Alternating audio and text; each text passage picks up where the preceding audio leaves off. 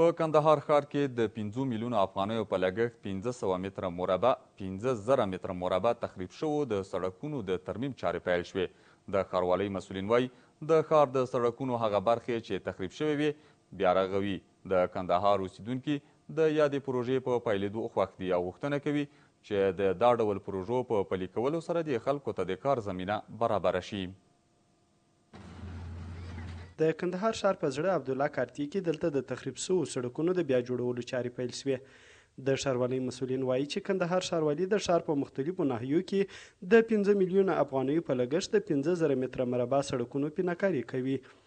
د کندهار ښاروالۍ ویان سیف الله حسین زیاته کړه چې د دغې پروژې رغنیزې چارې به د 2 میاشتو په موده کې بشپړې شي.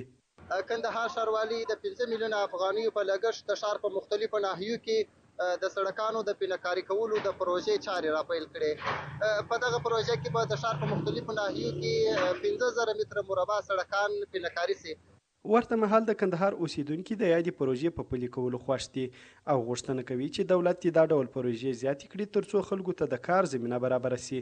دوی همداراز په دغه ښار کې د هغو موانعو لرې کولو غوښتنه کوي چې پخوا د یو شمېر خلکو له لوري ځینې سړکان بندولو لپاره ایښودل شوي وه. دا خو ډېر ښه دي چې دغه کارونه وشي په ښار کې، خو موږ دا غواړو چې باید د دې خلکو لپاره یو زمینه د کار برابر کړي. زما خپل بچیان دا دي په کور کې بېکاره راته ناست دي، موټروانان دي، د کلو موټروانان دي. د مخه دغه سړکان چې وه ډېره بنده وه د خلکو پر مخ باندې.